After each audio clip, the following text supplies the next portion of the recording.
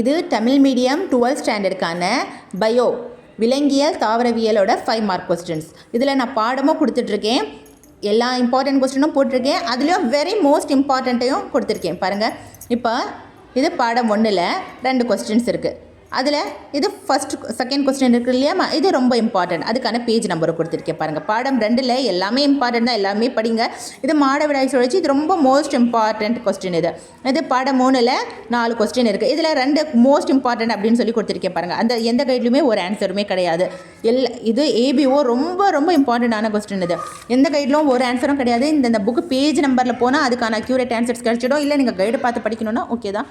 இல்லைன்னு நினைக்கிறவங்க கஷ்டப்படாதீங்க. இந்த புக்கு பேஜ் நம்பரில் போனீங்கன்னாக்கா அக்யூரேட் ஆன்சர்ஸ் கிடச்சிடும். அதை மட்டுமே படிங்க. நிறைய இருக்கும், ஆனால் அதுக்கு உங்களுக்கு எந்த அளவுக்கு தேவையோ 5 மார்க்குக்கு அந்த அளவுக்கு ஆன்சர் எழுதுங்க. நிறைய ஆன்சர் கொடுக்க வேண்டாம். இந்த ஸ்க்ரீன்ஷாட் பிடிச்சிட்டு இதை மட்டுமே ரிவைஸ் பண்ணுங்கள். இப்போ நீங்கள் நிறைய ஆன்சர் கொடுக்குறீங்கன்னு சொல்லிட்டு 5 மார்க்குக்கு பதிலாக 6 மார்க்கோ 7 மார்க்கோ கொடுக்க மாட்டாங்க. 5 மார்க்கு அளவுக்கான ஆன்சர் நீங்கள் கொடுங்க. பயோ பசங்க பண்ணுற ஒரே தப்பு, எல்லாமே தெரிஞ்சிருக்கும், ஆனால் எழுதுறதுக்கு டைம் பார்த்தாது. ஏன்னா அதுக்கு முன்னாடிலாம் நீங்கள் நிறைய ஆன்சர்ஸ் கொடுத்துடுவீங்க. 4 பேஜ் 5 வேண்டாம். எதுக்கு 4 பேஜ் ஏன் கொடுக்குறீங்க? அதுக்கு அவங்களுக்கு அவ்வளோ தேவையே கிடையாதே. அவங்களுக்கு எவ்வளோ வேணுமோ அந்த அளவுக்கு ஆன்சர் தெளிவாக பண்ணிவிடுங்க. இது தாவரவியலோட 5 மார்க். எல்லா கொஸ்டினுமே படிங்க. 14 கொஸ்டின்ஸ் தான் இருக்குது, அதை எல்லாமே படிங்க.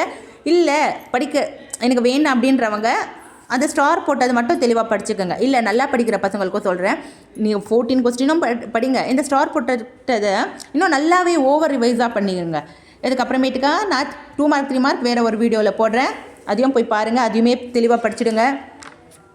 எதுவுமே உங்களுக்கு தாண்டி வராது, இது மட்டுமே வரும். ரொம்ப டஃப் எடுத்துக்க வேண்டாம், இவ்வளோவே படிங்க. ஏன்னா இவ்வளோ தெளிவாக படிச்சுக்கோங்க, இதை தாண்டி வராது. வேறு என்ன உங்களுக்கு வேணும்னாலும் எனக்கு கமெண்ட்டோ மெசேஜோ பண்ணுங்கள், நான் உங்களுக்கு போடுறேன். ஆன்சரை மட்டும் ஓவர் ரைட் பண்ணாமல் தெளிவாக எழுதிடுங்க. தேங்க்யூ.